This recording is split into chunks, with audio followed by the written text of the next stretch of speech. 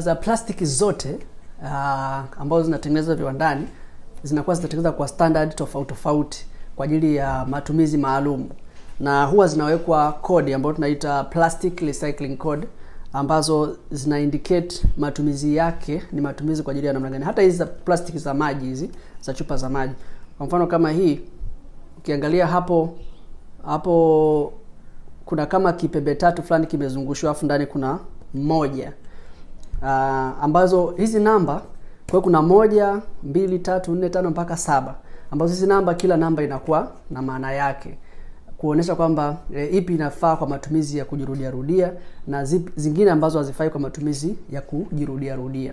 Sasa kwa kaida yetu sisi kama wabongo huwa tuna tabia ya kuzitumia hizi chupa za maji kuwekea maji tena. Yaani umeshanunua hii chupa, unaweka maji, alafu ukishamaliza kunywa unaweka maji mengine unaongezea kutoka kwenye bomba, unaweka kwenye friji, au unaweka juisi humu, au unaweka maziwa humu.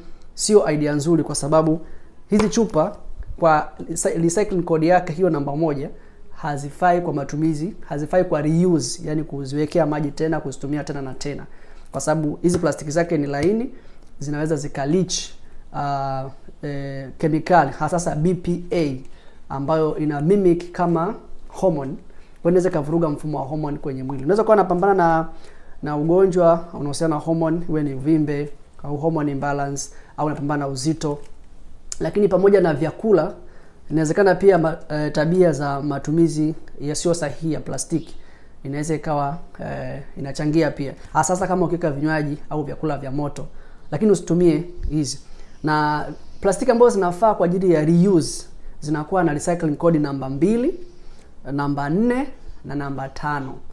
Na kwa hiyo zingine zote zilizobaki, namba 1, namba 3, namba ngapi tena, namba 6, namba 7, hazifai kwa ajili ya reuse. Otherwise chupa yenyewe au container iwe imeandikwa BPA free, kwa maana kwamba haiwezi kaleach BPA kwenye yale maji. Na usisome hii hapa kwenye label. Umeona kama hii hapo kuna hiyo recycling code imeandikwa namba 5. Hii ya kwenye label maana yake ni recycling code ya hii plastiki iliyotumika kutengeneza label, sio recycling code ya chupa.